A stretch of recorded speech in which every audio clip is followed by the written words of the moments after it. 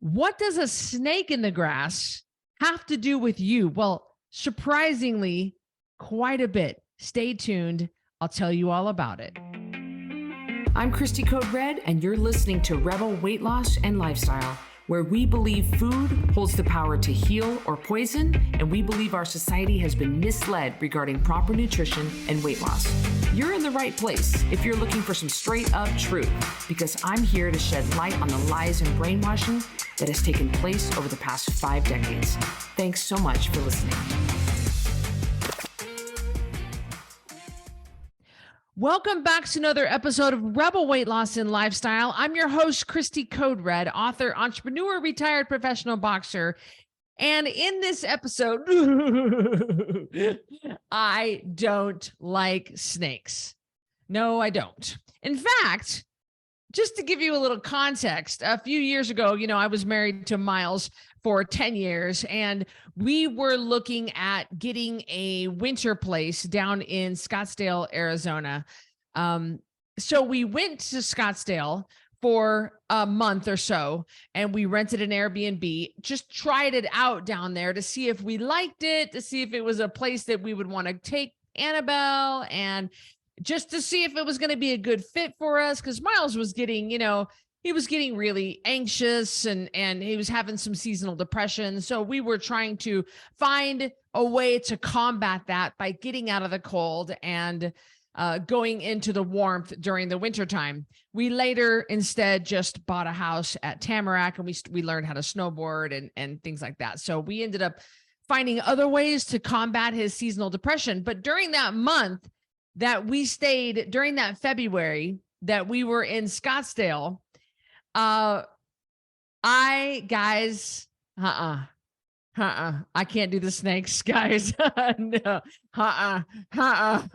that's a hard no. I couldn't do the rattlesnakes. And unfortunately, they are just incredibly prominent in that region. That's just how it goes. That's where they live. And I don't fault these snakes. I'm not mad at snakes. I don't have a problem with snakes as far as they're extremely, extremely vital to our ecosystem. And they do a lot of great things. But I can't have them in my yard. Can't have them. I mean, they were everywhere, you guys. They were stretching out along the running path to try to get warm. And they were in the road, and they were behind rocks, and they were behind doors, and they would come inside. And no. And that's why Miles and I did not buy. That's the only reason why we did not buy a house in Scottsdale for the winter, because I couldn't do the snakes. I couldn't do the snakes. So that'll just give you some idea about how much I dislike snakes in general. And these snakes down in Scottsdale, in that whole area, they're huge and they're deadly. And I've heard numerous stories of the locals. The locals, it's funny because I've spent a lot of time down in Tucson at the Canyon Ranch, and I've made, 13 trips down there. And they do a great job at the Canyon Ranch keeping the snakes clear off the property.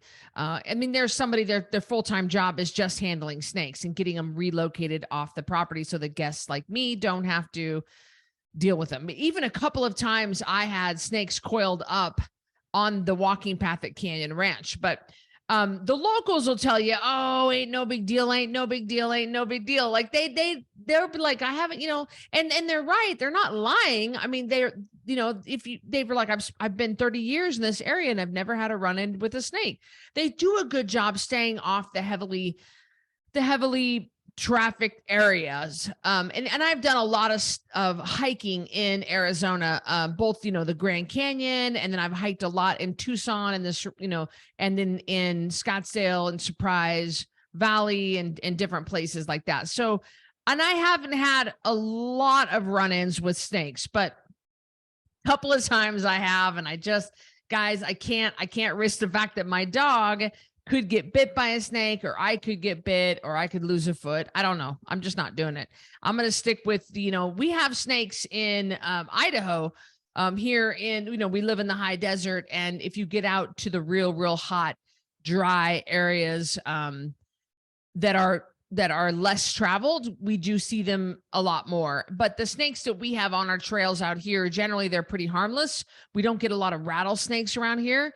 And so we just don't have to deal with this problem too much here in Boise or up in my other place at Tamarack. But this story, which relates to you, has to do with a snake. A snake wandered into my mom and Brian's backyard. They live in Nampa. It's about a 25-minute drive from downtown Boise. And I go out there all the time. I go out there every week. I stay the night. I have my own room. I have my own bathroom. I stay the night. And the reason I go out there is because it's really easy for me, because downtown I live at the top of a hotel and I have to travel down 14 floors in the elevator to get to the ground level just to let Hazel out to go potty. And she's a little bit older now, so she doesn't have to go nearly as much. But it's nice at mom's house because it's one level with a doggy door. And my mom has a puppy only 6 months younger than Hazel, and they play like crazy. They play like crazy, and they are the best of friends. And so it's nice for me to be able to come to mom's house and relax and have Hazel be able to use the doggy door, run around as she wants, poop in the grass, and she just is happy as a clam. And then I get to go walking with my mom, and we'll go to breakfast and we'll do fun things like that. So it's a really fun way to break up the monotony, and just spend time with her and to enjoy having a house with a yard. And it is a big yard. Now, Mom and Brian's property backs up to a ravine in a big open field. There are ducks that land on the creek behind their house. There are critters that wander over. They have a cat that's an indoor-outdoor cat, and the cat is a mouser. So the cat barely comes back to eat, always gets food from so they have a big open field behind them that has wildlife in it. And evidently it has snakes. I mean, I'm not surprised to see that, but there is a snake that has come into mom's yard here recently. And the way that mom's yard is set up is it has this black rock around the outside of the yard up against the fence, and the inside of the yard, it has grass. So the grass does not go all the way to the fence. It just is in the middle of the yard, and then this black rock is lining the outside up against the fence. And it makes, for easier landscaping, and it kind of just cuts out a pattern, and it's just pretty, and it does a great job, except when the dogs get to running, sometimes they skid through the rocks and they scatter the rocks everywhere. And then of course, if the dogs poop on the rocks, we'll pick it up and stuff. So this snake has wandered into mom's yard now for, I think, 3 mornings in a row. And it has stretched out along the rock, along up against the fence. And it is sunning itself, trying to warm up, because it hasn't been that warm in Boise so far. I mean, right now it's end of June, 2023. And it's not your typical warm summer that we've been getting. It's a lot cooler and we've been getting a lot more rain than when we've usually gotten in the past. So the snake has been coming into the backyard and stretching out along the fence and warming up. And mom has seen this snake 3 times and has gotten a video of it once. And it's pretty, I mean, I say pretty long. Let me give you some context. I would estimate it's about 2 feet long and about, I don't know, I'm holding up my fingers, not quite the size of a garden hose, but not small. It's not a small snake. And I don't know snakes enough to know if it is poisonous or not. I can't tell the shape of its head. Mom, didn't get super close in the video, and she kind of just panned over its body quickly. Also, it has some injury to its tail, and it looks like that the end of the snake has been chopped off. And so if it had rattlers, I think maybe they were chopped off, or somehow maybe the snake got caught in something and the end of its tail was kind of ripped off. I don't know. So we can't tell at that end if it has rattles on the end. And I can't tell by the look of its head. I think if I had a really clear picture of its head, then we could probably try to look on the internet and find out if it's poisonous. But the snake just harmlessly comes into the backyard, stretches out along the black rock, and suns itself in the morning. it is not coming after us. It is not aggressively coming after the little dogs. I mean, I lived in Mississippi. I lived in Memphis, which is right on the border of Mississippi. And so I lived in Mississippi and Memphis for 5 years. And when I was married to Jason Nickel, we would go down to southern Mississippi, and we would to a place called Blue Lake. And Jason's family had a hunting cabin there, and they had water moccasins in that area. And the water moccasins were black, and they were so aggressive, you guys, that if you were in a boat fishing, they would climb in your boat to attack you.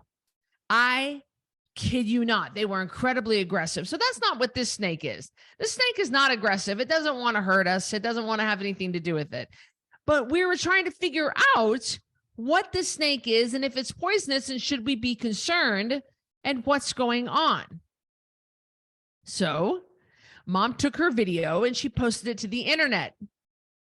And she asked the internet, does anybody know what the snake is? And does anybody know if I should be concerned, or if it's poisonous, or, I think she just said, does anybody know what the snake is? Is it poisonous? I think that's all she asked. She didn't even ask what I should do or anything, And let me tell you, the internet blew up over this video with loads of opinions, different opinions about this snake. Everything from ew to kill it, to different ideas of what it could be, and what to do, and how to relocate it, and who to call. And I mean, it was beyond what Mom asked for as far as opinions. All she said was, do you know what this snake is? Is it poisonous? I mean, she just, people could not answer that. Not everybody could answer it. They could give us their opinion of what we should do about it, but they couldn't really answer the actual question that Mom was asking. And so it was so interesting to me, that made me think about the snake and Code Red and you. The snake was so sneaky. It came into the yard. It was harmlessly, not hurting anybody, just harmlessly laying against the rock, trying to warm itself up, being a cold-blooded creature, trying to warm itself up. But we didn't know what it was. It was definitely an unknown. So we decided to leave it alone because we didn't know. Just leave it alone. We're not going to kill it. We're not going to touch it. We're not going to relocate it at this time. It's not hurting anybody. As soon as we walk up to it, it just slithers off. It slithers out of the yard and goes back into that field behind Mom's house. It's not hurting anybody. It's not hurting us. It's what we don't know. We don't know what it is. We don't know what it is. And like I mentioned, snakes are incredibly important to the ecosystem. So we don't want to kill it because it's not being aggressive towards us. It's not hurting us, but we don't know what it is. So we just left it alone. Let me give you an example of a snake in your life, a snake in the grass that you just need to leave alone because you don't know what it is. How about church potluck? And somebody brings a keto casserole. Maybe the top is covered with pork rinds, so you really can't see inside of what it is. Someone says, "Oh, it's covered with pork rinds. It's a green bean keto casserole made with homemade mushroom soup. Don't worry, I use all keto ingredients," or "Don't worry, I use all Code Red ingredients. Don't worry," but you truly don't know what it is. That's a snake in the grass, but you have no idea. That's a sneaky snake, but you have no idea what it is. You don't know if it's poisonous. All you see is a long 2-foot long snake that has some markings that look similar to a rattlesnake. You don't truly know what's in it. You look at that green bean casserole, it looks like it could be full of, if it's cream of mushroom soup that's from Campbell's, you're not going to want to touch that. You're going to want to stay away from that. But it could be homemade soup filling. It could be maybe, but we just don't know. it looks harmless or it looks harmful. We don't know. It's just best to leave it alone because that is a huge unknown. You go to, you could insert any kind of food dish here. You could insert any kind of situation. If you don't go to church, you don't know what a church potluck is. You could insert your son's soccer game, end of season potluck. You could insert all kinds of gatherings. You guys have been through a ton of gatherings. I mean, at the time that this is coming out, it's going to come out right around 4th of July. Talk about the ultimate gathering season, the ultimate gathering holiday.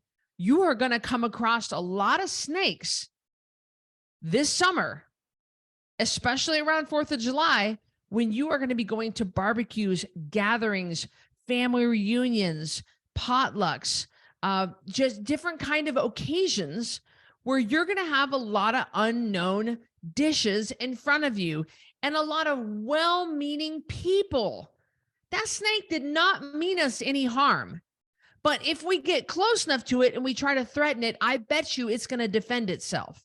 So if you've got Aunt Sally who knows you're on code red and she walks up and says, listen, I made this code red dish. And I don't know. Do we really know that it's code red? Because she's well-meaning and she loves you. And believe me, she probably really, really tried. And she probably didn't think there was anything wrong with Campbell's cream of mushroom soup.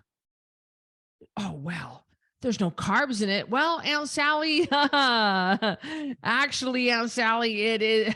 But you're not going to tell her that, You're not going to destroy her for trying so hard to make some sort of dish that was legal for you to eat. All right. We're not going to do that to that snake. All right. We're not going to go and destroy that poor snake. It doesn't know that it's in someone's yard. It doesn't know that it scares the living crap out of people. It doesn't know. It's a well-meaning snake. We don't know. We're just going to leave it alone though. We're going to leave it alone. Just like Aunt Sally's green bean casserole. We don't know what it's truly made with. We don't know. And she could try. Maybe she tried really hard. Maybe she tried her best. And maybe she thought she was making something that was code red. People in the code red cookbook, my 2.5 pound code red cookbook, the 4th edition. You can pick that up off of my website, shop.coderedlifestyle.com. I sell all kinds of products, everything from supplements to swag, to cookbooks, to cups, to clothing, all kinds of stuff to emotional eating courses, all kinds of stuff you can pick up on my website. So check all those out. We have, we ship quickly too, by the way. You don't have to do this I don't understand these websites. I know I'm sidebarring here for a second, but I don't understand these websites that are like 7 to 10 business days to fulfill the order. They're not even going to ship it out for 7 to 10 business days. Our society, we just don't tolerate that a whole lot anymore, do we? I don't do business with companies that take a long time to ship stuff. But how about when they don't even tell you it takes that long? I just ordered a shirt here the other day and it had been 10 days and I hadn't gotten a shipping notification. So I sent an email to the customer service department with my confirmation number and said, guys, what's the deal on this? What's the status on this? And they said, that was a pre-order. Believe you me, I never would have ordered a pre-order. If they would have said that. They don't even bother to tell us that it's a pre-order. So, it'll ship out and it'll take another week for us to fulfill this order. So it's going to be 17 days to fulfill the order. That's not code red. We fulfill orders quickly. So check out our shop page if you want to pick something up. But what was I saying about, my cookbook? In my code red cookbook, we have a dessert section and it has a code red cheesecake and it's completely 100% legal. But do you really know that it's code red cheesecake when someone else makes it? Unless it's someone else on code red. If someone else is doing the 10-pound takedown and they are, they got the cookbook and they're like, hey, there's a buddy of yours. They have the food list. They have the rules list. They know the rules. They know what's expected. They know how to track their water, their weight, their sleep. They're totally in tune with the challenge and they know what's happening. By the way, our next challenge starts July 10th, 2023 on Facebook. So you're going to want to get on that, 10poundtakedown.com. Unless it's somebody that you know is on the challenge, you know has the Code Red cookbook, you know took the Code Red cheesecake out of the Code Red cookbook, and you're not on a home study program, because those of you on a home study program, you know no recipes on home study program, then in any other situation other than the one I just listed, I would stay away from that snake in the grass. I really would, unless you can 100% verify that it's 100% Code Red and nobody cut any corners. Because a lot of people cut corners and they don't think it matters. But when you are trying to lose weight and you are trying to change your life and you are trying to reset everything, you cannot cut corners. You've got to make sure you are off of sugar, because it takes 4 to 7 days to detox. On the 8th day, generally you wake up feeling like $1,000,000. I mean, just like, oh, like you just wake up like, oh, just feeling so good. Ain't nobody want to have sugar after that. You don't want to go back through the detox process. I don't know about you, but I don't want to go back through the detox process. After that 4 to 7 days of complete and total hell, basically, that's what it is. It's complete and total hell. I don't want to go through that again. So to have someone sneak some sugar into something and I didn't know, that's a snake in the grass. That was hidden. That's definitely an unknown. We want to leave that snake alone. Let's not even go there. Thank you. And there are things that I've gone through this in the how to stay on track in social situations workshop that I taught here recently. I gave you a ton of options of what to say to people when you don't want to eat their food, or you're not going to eat or whatever. Like, you don't have to be rude about it. You just be like, oh, thank you anyway. There's a million things you could say that are very kind and not going to start a fight or an argument or not going to embarrass that person. Just whatever you want to say to turn that down, I would turn that down, because you are on a roll with momentum. You do not want to go down that path again. Like, let's keep this party going. You've been through the first 7 days of detox. You're detoxed. You're losing a lot of weight. You're dropping weight. You're adhering to the rules list. You're adhering to the tracking list. You're tracking your water, your weight, and your sleep each day. Like, you are really on a roll and you're feeling better every day.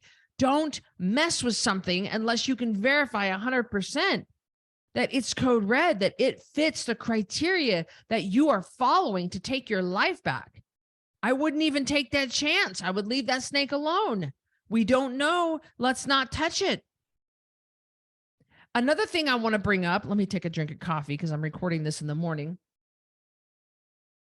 I'm really just sticking to 2 cups a day, by the way, guys. And I'm trying to cherish my coffee, but I'm notorious for leaving half cups of coffee around the house. I just don't finish them a lot of times. And I can tell by that last sip that I'm going to need to warm that up when I get done recording here. Another thing is, if we hadn't known that snake was there, then we wouldn't have been scared. We did not know that we did not know that snake was there. The snake, we don't care. Mom wouldn't have even cared. The snake was not bothering anybody. We wouldn't have been scared. We wouldn't have even brought it up. We wouldn't have now contacted the internet for some advice. It wouldn't even be on our mind if we didn't know. If that snake would have just continued to blend in, and who knows how long it has been coming to sun itself in that very safe part. The snake clearly did not sense danger. So it came into her yard to sun itself in the same location every time. It comes in through a hole in the fence. And it might have been coming there for a long time. We never even knew about it. And had we not known, we wouldn't have known it. It wouldn't have been an issue. And now all of a sudden, Katie barred the door. We got to find out about this snake. What's going on? Oh my gosh. It's not coming in the house. It's not bothering us. So if we hadn't known about it, it wouldn't have been an issue. Same thing with food, with you guys and me. If you didn't know that there was some peanut M&Ms in the top of your cupboard, then you would never even have tried to eat them. but all of a sudden you were scrounging around and you were looking for a Tupperware lid and you came across something you hid a couple of months ago and now you got to eat it. You didn't even know it was there. It wasn't an issue until now.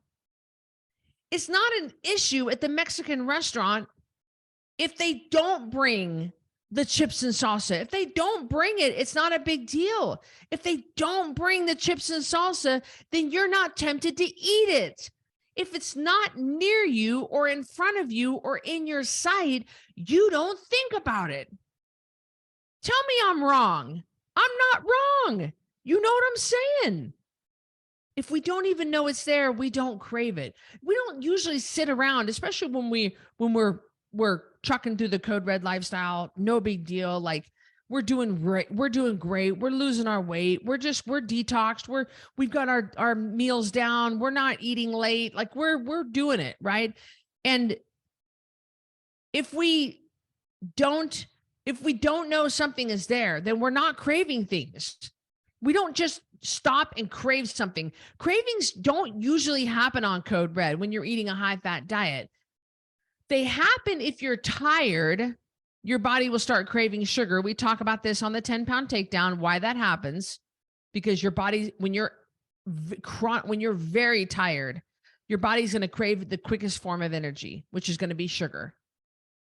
That way you don't cross over the yellow line and hit the oncoming guy in traffic. All right. Your body's going to send signals that it's craving sugar because it needs an instant boost of energy. Yes. Okay. And we crave sugar when we're low in sodium.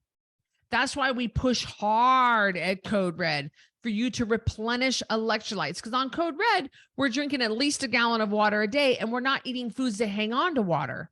So we're flushing a lot of electrolytes because we're flushing a lot of water. You got to replenish that sodium, potassium, magnesium, etc. So we want you to have a good high quality sodium like Redmond Real Salt. We have been partners with Redmond Real Salt for years, and you can get a discount on their products with the code CODERED15. So that's a high quality salt, by the way, not like the overprocessed, bleached crap Morton's table salt with that blue container with the lady with the umbrella on it. Those are crap products that our body can't metabolize as well as Redmond Real Salt. Redmond Real Salt comes right out of the salt mine. I actually went and toured a salt mine myself. So those are the two big cases that you're going to find that you're craving sugar is when you're sleep deprived or you're low in sodium. Other than that, when you're cruising through Code Red and you're going strong and you're doing what you should be doing and you're not going to crave. You're not going to have cravings. You're not going to be like, oh, I wish I had a bag of M&Ms. You're just not going to think about it. You don't think about it. And then all of a sudden it appears on your kitchen counter, that cupcake left over from your 5-year-old granddaughter's birthday party. And you're going to walk over because it's right there. And now you're going to be curious. And now you're going to eat it. Now you're going to mess with that snake. Had you not even known that was there, or had it not even been there, you never would have thought about a cupcake. A cupcake? I tell you, I was so sugar addicted that in my past that I kicked a dried Mike and Ike hard candy off the garage floor with my foot. It would have been there for God knows how long enough for it to get dried to the floor. And I kicked it off with my shoe. And I ate it off the garage floor. That's how sugar addicted I was. But I didn't go buy the Mike and Ike's, but when it was right there in front of me, I kicked it off the floor and I ate it. So I know eating macaroni off your kid's art project. I know what that's like. When it's in proximity to you, that's when the snake becomes dangerous. When it's right there and now you know it's there within striking distance, you need to get that snake out of there. Well, Cristy, you just said that the snake was harmless. Like at this point, the snake, we're talking about a different snake now. Yeah. But if you didn't know the snake was in your yard, you wouldn't have even thought about it. Same thing with junk food. If you didn't know the junk food was in your house, then you wouldn't have tried to get it. You wouldn't have tried to eat it. You wouldn't have. It wouldn't have been a big deal to you. You wouldn't have thought about it. You would have thought about the million other things you got going on in your life. You would have focused on the other things, your kids, your job, your spouse. You would have thought about maybe going for a walk. Maybe you would have thought about doing some a self-care day, maybe going to get a massage. You would have thought about going back to gardening because you feel so good, because your hands and your knees don't hurt. You thought about starting up that herb garden again. You might have even gotten out the rollerblades and taken your kids on the green belt, did a little rollerblading because you feel so good. Maybe you would have thought about booking a photo session for your family photos that you haven't taken in 3 years because you're too embarrassed to take family photos. You might have thought about going and attending your child's soccer game because you keep dropping your child off and driving away because you don't want to be seen in front of the other parents. These are the million other things that are on your mind when you take your life back. You wouldn't have thought about that snake had you not known that it was there. And when there's no junk food in your house, which is a huge part of Code Red, you've got to clean out those cupboards, then you don't think about it. When it's not there, you don't think about it. When it's not within reach, you don't think about it. You don't crave it. You just don't crave it. True cravings are rare on Code Red. Very, very rare. Like I said, if you're sleep deprived or if you're low on sodium, you're going to get the cravings. You could get the cravings or even dehydrated. I would put dehydrated in that category as well. You might get the cravings, but the first two are the big ones. You just don't think about food when you're eating a high fat diet, when you're satiated. When you're eating plenty of fat, you are full. That's what satiated means, full. And you're not starving in between meals, and you don't feel like you could eat your hand. You're not sweating above your lip. You're not shaking because your blood sugars are unstable. You've got stable blood sugars throughout the day. You've got stable energy. You've taught your body into how to tap into stored fat as fuel instead of just waiting for that next hit like a heroin addict. You just feel so good on Code Red. We don't have cravings on Code Red. We just don't. But point out that there's a snake living in my grass? Yeah, I'm going to start obsessing over that snake. I really am. I'm going to go over. I'm probably going to poke it with a stick. I'm probably going to take pictures of it, put it on, send it to all my friends, send it to my family, put it on Snapchat, put it on Instagram, make a TikTok out of it. I'm going to be freaked out about this stupid snake. Had I just not known, it could have lived in peace. It could have sunned itself, and it could have gone on its way. But no, we found the package of Oreos deep in the freezer. No, somebody offered us a margarita at the pool party.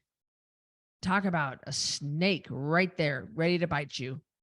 We were doing fine until that pool party. We were doing fine until we went to happy hour after work thinking we could handle it. We were doing fine until somebody invited us to Margarita Mondays after a stressful day of work. So we're already triggered.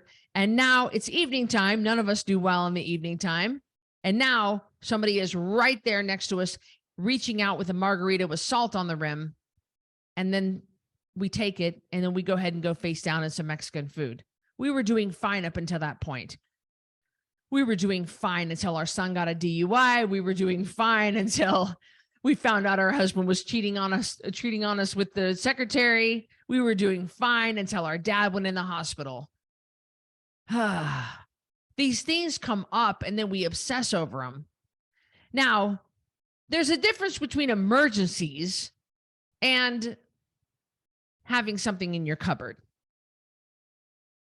There's an emergency. You can still do it, though. You can still stay on track. But I definitely wouldn't go mess with that snake. I wouldn't go asking for trouble. If I were you, I would not go thinking you're all that. You could go stay true to the program. At Margarita Mondays, so I'll just sit and drink water. It's a tall order. I don't know. After a full day of stressful work where you lost a court case because you're a lawyer and you lost a court case, or your boss yelled at you, or the doctor, you're a nurse and the doctor got on your case in front of everybody. Now you're triggered. Now you're stressed. You're on Code Red, and you're just going to go out and just blow off some steam with your coworkers, I'll just drink water. I wouldn't go poke that snake if I were you. I wouldn't go poke that snake. Sometimes you got to say no to some things. Well, I think you got my point about the snake in the grass. And I think a lot of us, pretty much everybody listening can relate to this snake in the grass analogy that really happened, that holds true in our everyday life and our everyday walk with Code Red and trying to stay on the program and trying to change our life and taking our life back. Every single one of us, no matter what program you are on or have done in the past, we can all relate to this. Be careful. All right. If you don't know what snake it is, it's just best to leave it alone. Number one. Number two, if you didn't even know it was there, you wouldn't even want it. But now that you know it's there, you're obsessing over that snake, aren't you? Guys, I hope this helps you. And I hope you enjoyed this episode of Rebel Weight Loss and Lifestyle. And I'll talk to you next week on the next episode. Take care, everybody. Thank you so much for listening to Rebel Weight Loss and Lifestyle.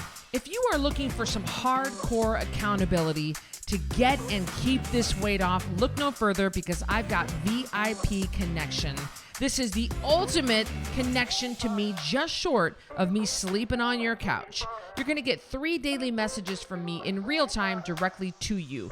You're going to submit your weight every Friday. We're going to go over it in a weekly meeting on Sunday nights, and I'm going to give you feedback. You'll have access to a monthly VIP breakfast with me in Boise, a monthly VIP supplement box, access to any workshop, any PDF promo that I hold for that month. You'll have access to the Ringside membership.